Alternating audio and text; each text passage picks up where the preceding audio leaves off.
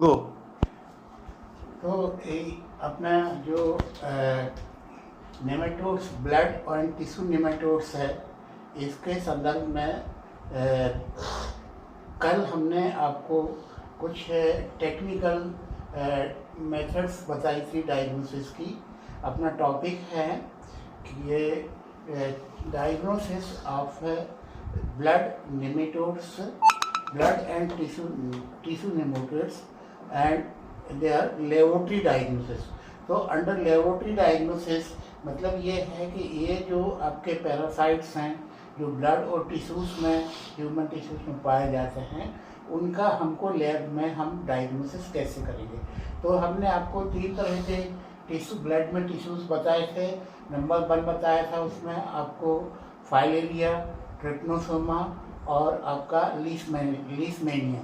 ये 3 जो आपके टिश्यू ब्लड नेमेटोड्स हैं, इन ब्लड नेमेटोड्स को लेबोरेटरी में डायग्नोसिस के लिए एक बहुत सिंपल मेथड, जिसको हम थिन स्मेयर और थिक स्मेयर बोलते हैं। थिन स्मेयर को हमने आपको बताया था कि थिन स्मेयर जब पैरासाइट्स की मात्रा ब्लड में ज़्यादा होती है तो उसको थिन मेथड से हम आसानी से डायग्नोस कर लेते हैं। और दूसरी बात, आपकी थिन मेथड्स की जो इम्पॉर्टेंस है वो पैरासाइट की मार्फोलॉजी। पैरासाइट की मार्फोलॉजी मतलब पैरासाइट की बनावट और उसका आइडेंटिफिकेशन प्रॉपरली थिन स्पेयर में करते हैं, क्योंकि उसमें आपकी पैरासाइट की जो मार्फोलॉजी है वो बहुत स्पष्ट तरीके से दिखती है। तो for the proper identification of morphology of blood parasite में हम थिन मतलब जो है स्मेयर का यूज़ करते हैं। और जिनमें पैरासाइट की मात्रा बहुत कम होती है और संभावना ऐसी लगती है कि इसमें ब्लड पैरासाइट होते हैं, उनके लिए हम थिक स्मेयर्स की प्रिपरेशन का उपयोग करते हैं। इन दोनों मेथड्स को हम डिटेल में कल डिस्कस कर चुके हैं। आज हम आपको कुछ स्पेशल मेथड्स के बारे में बताएंगे, जिसको हम बोलते हैं कॉन्सेंट्रेशन मेथड। कॉन्सेंट्रेशन मेथड में सबसे पहले आपका number of parasite is low. जब ब्लड में पैरासाइट की मात्रा बहुत कम होती है और क्लिनिकली डॉक्टर को ऐसा लगता है कि इसमें ये पैरासाइट होना चाहिए, लेकिन मतलब बाय सिंपल मेथड से हम उसको नहीं डायग्नोस कर पाते हैं, तो हम कॉन्सेंट्रेशन मेथड का उपयोग करते हैं। तो कॉन्सेंट्रेशन मेथड में जैसे कि आपने BMLT फर्स्ट ईयर में हीमेटोक्रेटिक वैल्यू निकालने के लिए ब्लड की आपने जो है ना विंट्रो मेथड्स का उपयोग किया होगा। तो इस विंट्रो मेथड में हम एंटी कोगुलेटेड ब्लड जो रहता है उसको लेकर के फिलअप करते हैं और फिर उसको सेंट्रीफ्यूज करते हैं। तो सेंट्रीफ्यूगन के बाद में जब हम उसको हीमेटोक्रेटिक ट्यूब को, विंट्रो ट्यूब को देखते हैं, तो उसमें 3 तरह की लेयर बनती हैं। ये लेयर हमने आपको यहाँ फिगर के माध्यम से बताने का प्रयास किया है। यहाँ पे आप देखेंगे कि इस ट्यूब में 3 लेयर स्पष्ट मिलती है। सबसे ऊपर टॉप लेयर जो है ना वो वाटरी लेयर है, जिसको हम प्लाज्मा बोलते हैं। और मिडिल लेयर जो कि आपको क्लियर कट वाइट लेयर दिखती है, इसको हम बफी कोट लेयर बोलते हैं। और लास्ट में सबसे नीचे जो है ना ये RBC की रेड कलर की लेयर है। तो इस तरह से विंट्रो ट्यूब में बफी कोट लेयर को होता है। ये एक्चुअली कॉन्सेंट्रेशन मेथड का हम उपयोग इसलिए करते हैं कि आपका पार्टिकल पैरासाइट या मतलब RBC का जो वेट होता है वो अलग अलग होता है, इसलिए वेट में ग्रेविटी के आधार पर इनके कॉलम बन जाते हैं। और आपका जो वार्म के मिलने की जो संभावना होती है वो बफी कोट लेयर में अत्यधिक होती है, इसलिए हम इस मेथड का उपयोग करते हैं। तो हम क्या करते हैं कि आपका जब इसको हम सेंट्रीफ्यूज करने के बाद में ऊपर का प्लाज्मा हम मतलब जो है पार्शियल पिपेट से आउट कर लेते हैं, और उसके नीचे जो थिन लेयर आपकी बफी कोट की होती है, जो ग्रे वाइट कलर की होती है, उसकी 1 या 2 ड्रॉप को हम शक करके और आपका उसको मतलब ब्लड उसका स्मेयर हम तैयार करते हैं। और उस स्मेयर में फिर हम आपकी पैरासाइट्स को एग्जामिन करने के लिए करते हैं। तो इस तरह से इसकी सबसे पहली मेथड है cannot concentration method. Cannot concentration method में आपका रेड सेल जो है को हम आप हीमोलाइज्ड फार्मलिन से हीमोलाइज कर देते हैं, और ये जो हीमोलाइज्ड ब्लड है इसके लिए हम क्या करते हैं 1 ml venous blood plus 1 ml venous blood plus 9 ml of 2% formal saline. तो ये आपकी जो कंसंट्रेशन मेथड है ये हमने आपको बता दिया। बफी कोट लेयर आपको हम एक्सट्रैक्ट करते हैं और बफी कोट लेयर का स्मेयर बना करके उसको जैसे यूजुअल आपका लीफमैन स्टेन या आपका जिम्सास स्टेन या फिल्ड्स स्टेन से स्टेनिंग करके उसकी एग्जामिन करते हैं पहले की तरह। तो ये आपका सिंपल कंसंट्रेशन मेथड बाई आपका हीमोटोक्रेटिक वैल्यू के आधार पर। अब और एक और एडवांस जो मेथड है कंसंट्रेशन की नेमेटोड ब्लड नेमेटोड्स को आइडेंटिफाई करने के लिए, वो मेथड है cannot concentration method. Cannot concentration method में हम जो है ना आरबीसी जो ब्लड के पेशेंट के जो आरबीसी है उनको फार्मलिन से हीमोलाइज करते हैं, और फार्मलिन से हीमोलाइज करने के लिए हम क्या करते हैं 1 ml वेनस ब्लड लेते हैं और उसमें 9 ml ऑफ 2% फार्मलिन स्लाइन को ऐड करते हैं, और ऐड करने से क्या होगा कि पूरे आरबीसी जो है ना आपके हीमोलाइज हो जाते हैं। इसको हम 5 मिनट के लिए वैसे ही छोड़ देते हैं। उसके बाद में आपका 5 मिनट के बाद में हम इसको सेंट्रीफ्यूज करते हैं at the rate of 500 RPM पर 2 मिनट्स, और इसके बाद स्मॉल पोर्शन इसका जो सेडिमेंट नीचे बैठता है उसका हम थिक स्मेयर बनाते हैं। तो अब मेरा ख्याल है कि ये पिक्चर आपको क्लियर हो गई होगी कि इसमें जो आपका आरबीसी है उसको हम हीमोलाइज करते हैं बाय फार्मलिन, और हीमोलाइज करने के बाद उसको सेंट्रीफ्यूज करते हैं।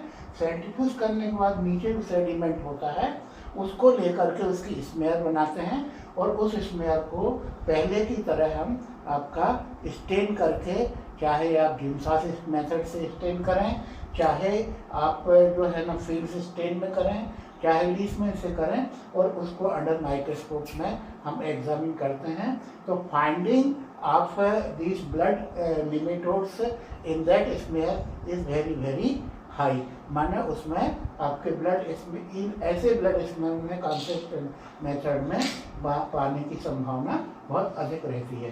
तो इस तरह से ये आपकी कैनॉट मेथड कंसंट्रेशन मेथड है। उसके बाद में आपका डालाफील्ड हीमोटॉक्सिलिन मेथड, ये भी एक स्पेशल और वेल एडवांस मेथड है for the identification of blood nematodes. और इसमें हम क्या करते हैं कि वी टेक फॉस्फेट बफर, और बफर का जो पीएच है वो 7.1 to 7.2 होता है, और ये डालाफील्ड आपका हीमेटॉक्सिलिन एक डाई होती है जो स्पेशल क्वालिटी की डाई है, इसको हम स्टेनिंग पर्पस के लिए यूज़ करते हैं। दूसरा फिर आपका स्टेन का जो डाइल्यूशन है वो स्टेन का डाइल्यूशन 1:10, माने हम प्योर स्टेन जो है ना आपका प्रिपेयर्ड स्टेन है उसको 1 और 10 के अनुपात में डाइल्यूट कर लेते हैं, और इसमें मतलब जो स्मेयर है उसको हम 5 मिनट तक के लिए रखते हैं, और 5 मिनट में स्टेनिंग के बाद में रिजल्ट में हम ये देखते हैं कि अगर हम ऐसे स्मेयर को आप मतलब डालाफील्ड हीमोटॉक्सिलिन मेथड से जो स्मेयर हम प्रिपेयर करके स्टेन करते हैं उसके रिजल्ट को माइक्रोस्कोप में देखेंगे, तो स्पेशली हम आपको माइक्रोफाइलेरिया के बारे में बता रहे हैं। माइक्रोफाइलेरिया में न्यूक्लियस जो है ना हमको उसमें डार्क ब्लू कलर का न्यूक्लियस दिखेगा, और उसकी सीट, इसकी मार्फोलॉजी हम आपको पहले डिस्कस कर चुके हैं। उसकी सीट जो है आपका जो है ग्रे कलर की सीट होगी, और ग्रे कलर की सीट होगी, और ये जो आपकी मार्फोलॉजी है वो आपका ब्लू चेरेचिया ब्रैंकॉफ्टी जो आपकी इसमें जो आपका जनरा है ये फाइलेरिया का ब्लू चेरेचिया ब्रैंकॉफ्टी का जो है ना ये इसमें एग्जामिन अपन कर रहे हैं। इसमें आपका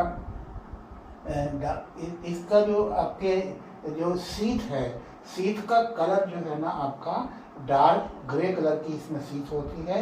इसी तरह से एक और माइक्रोफाइलेरिया की वैरायटी होती है, जनरा होता है, जिसको हम बोलते हैं लोआ लोआ जो माइक्रोफाइलेरिया जनरा है, ये जो है ना आपका इस मेथड से स्टेनिंग के बाद में पेल ग्रे कलर देता है, और ये इसमें एक्राडीन ऑरेंज फ्लोरोसेंस टेक्नोलॉजी का उपयोग होता है। मतलब इसमें हम जो डाई का उपयोग करते हैं वो एक आपकी फ्लोरोसेंस डाई है। फ्लोरोसेंस डाई में मतलब ये है कि जब हम उसको अंडर फ्लोरोसेंस टेक्नोलॉजी से फ्लोरोसेंस माइक्रोस्कोपी में एग्जामिन करते हैं तो वो हमको एक आपका कलर देती है, जिसको हम, और उसका कलर जो है ना, डीएनए का जो कलर है न्यूक्लियस में वो ग्रीन कलर होता है, और आरएनए का जो कलर है वो ऑरेंज कलर होता है। तो इस तरह से आपका माइक्रोफाइलेरिया, और इस तरह से आपने देखा माइक्रोफाइलेरिया में, जिसमें आपका बैंक ऑफ टी, जो आपकी ड्यूचेरेचिया बैंक ऑफ टी, इसकी हमने आपको मॉर्फोलॉजी बताई कि माइक्रोस्कोप कैसे देखेगा। सेकंड आपका जो है ना लोआ जो ये भी माइक्रोफाइलेरिया की एक वैरायटी है, और इसको हम एक्रेडीन ऑरेंज फ्लोरोसेंस टेक्नोलॉजी द्वारा एक्राडीन ऑरेंज फ्लोरोसेंस जो डाई है, ये डाई जो है ना आपका इसमें कुछ हम डाई करते हैं। एक्चुअली ये एक फ्लोरोक्रोम टाइप की डाई है, जबकि हम इस पर यूवी रेंज की लाइट माइक्रोस्कोप के द्वारा डालते हैं तो वो हमें आपको फ्लोरोसेंस, वो हमें एक चमकदार लाइट देती है, और वो आपका डीएनए और आरएनए आपके इसके स्पेशल कलर की फ्लोरोसेंस देते हैं। जैसे डीएनए आपका ग्रीन फ्लोरोसेंस है और आरएनए आपका ऑरेंज फ्लोरोसेंस है। इसके बाद में फाइलेरिया के बाद में हम आते हैं ट्रिप्नोसोमास। इसके बारे में, नेमेटोड्स के बारे में हम आपको पहले लेक्चर्स में बहुत क्लियर कर चुके हैं। ये आपकी ट्रिप्नोसोमास जो है ना, ये यूजुअली आपका अफ्रीकन और आपका अमेरिकन कंट्रीज में ये यूजुअली पाए जाते हैं।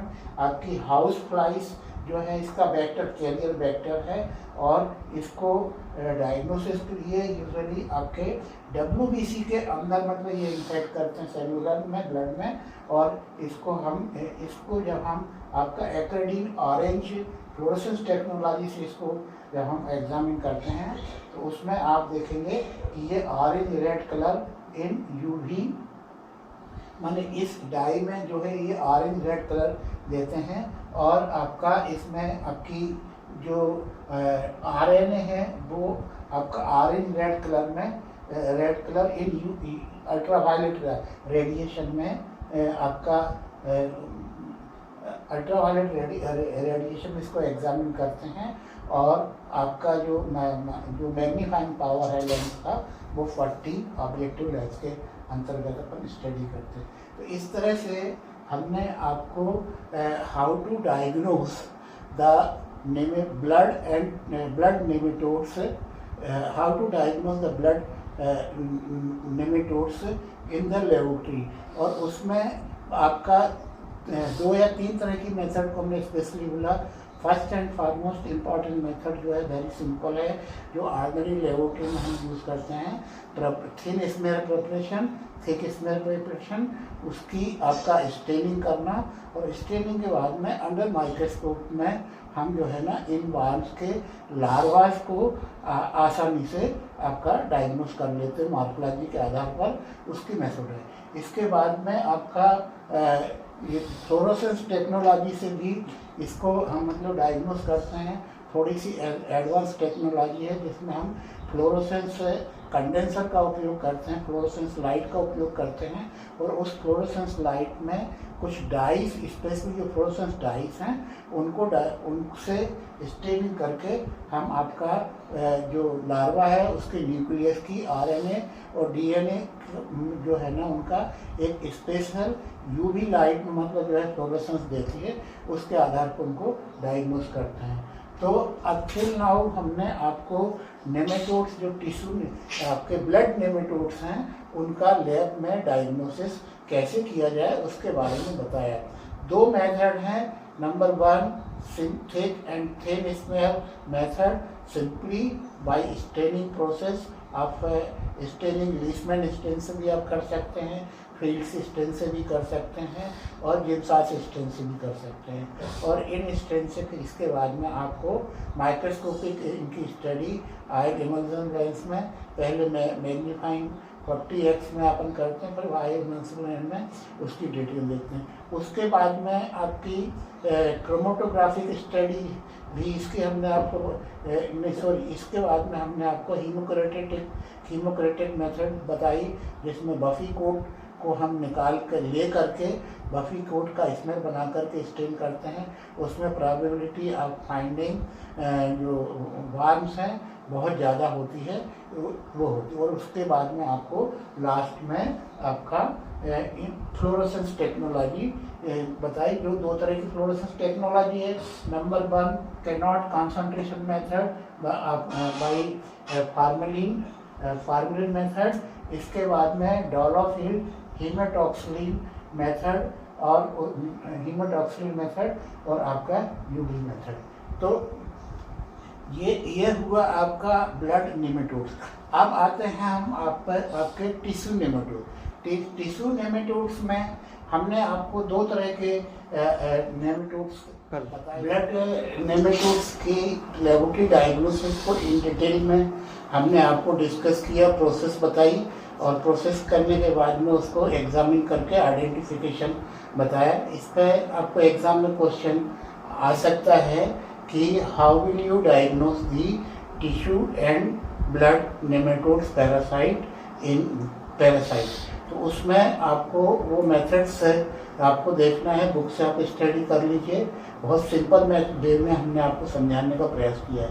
अब हम आते हैं आपका diagnosis, laboratory diagnosis of tissue nematodes. Tissue nematodes मतलब जो है ना वो नेमेटोड्स जो ब्लड सर्कुलेशन में डायरेक्ट ब्लड में पाए जाते हैं, उसके बारे में आपका लेबोरेटरी डायग्नोसिस की जो टेक्नोलॉजी है वो बिल्कुल सेपरेट है। लेकिन अगर आपका जो पैरासाइट है वो पैरासाइट टिश्यू में या सेल के आपका टिश्यूज के अंदर अगर मतलब वो डेवलप होता है तो और वो पैथोलॉजी क्रिएट करता है, तो उनकी एग्जामिनेशन करने की लेबोरेटरी कोई स्पेशल मेथड नहीं हो सकती है। इनको एग्जामिन करने के लिए हमें टिश्यू बायोप्सी पर आना पड़ता है। टिश्यू बायोप्सी मतलब जिस पैकेट में अपन को जिस पार्ट में जिस टिश्यू में संभावना है कि इसमें आपके टिश्यू नेमेटोड्स पैरासाइट हो सकते हैं। जनरली दो जो टिश्यू नेमेटोड्स पैरासाइट्स हैं इनको हम आपका गिनी वार्म्स भी बोलते हैं। गिनी माने बहुत छोटे छोटे जो मतलब कीड़े होते हैं, वार्म्स होते हैं, उनको गिनी वार्म्स बोलते हैं। और ये गिनी वार्म जो है ना टिश्यूज में सर्वाइव करते हैं, ह्यूमन टिश्यूज पैरासाइट्स में। और ये मतलब जो है जनरली दो तरह के होते हैं। एक गिनी वार्म्स जो है उसका नाम है आपका ड्रैकुनकुलस मेडिएंसिस। ड्रैकुनकुलस मेडिएंसिस जो है ना आपका स्पाइरल शेप है और इसको मतलब जो है लैब में एग्जामिन करने के लिए पर्टिकुलर टिश्यूज को हम जो है ना आपका अगर मतलब पेशेंट हमारा जो है लिविंग कंडीशन में है तो उसका पर्टिकुलर टिश्यू का पोर्शन एक्सट्रैक्ट करते हैं और एक्सट्रैक्ट करने के बाद में उस टिश्यूज की हम बायोप्सी हिस्टोपैथोलॉजिकल स्टडी के दौरान हम उसको एग्जामिन करते हैं। एक तो तरीका ये हो गया। अगर पेशेंट की डेथ हो जाती है, पेशेंट मृत अवस्था में रहता है, तो उसकी हम जो है ना ऑटोस्पी करते हैं, मतलब डेड पार्ट टिश्यू का निकाल करके उसकी हिस्टोपैथोलॉजी एग्जामिन करके उस बात को डायग्नोज करते हैं। तो नंबर 1 जो है ना ड्रैकुनकुलस मेडिएंसिस, एक जिसका हमने फिगर आपको पहले लेक्चर में ही बताया था। और दूसरा वार्म जो है ना उसको अपन बोलते हैं ट्रैचिनेला स्पाइरेलिस। ट्रैचिनेला स्पाइरेलिस ये भी स्पाइरल्स जैसा मतलब स्प्रिंग शेप्ड होता है और ये भी हमारे टिश्यूज में पाया जाता है। तो इस तरह से laboratory diagnosis of tissues and blood nematodes के डिटेल बारे में डिटेल बताया। इसके आप बराबर नोट्स तैयार करिए और स्टडी करिए। Thank you. ओके।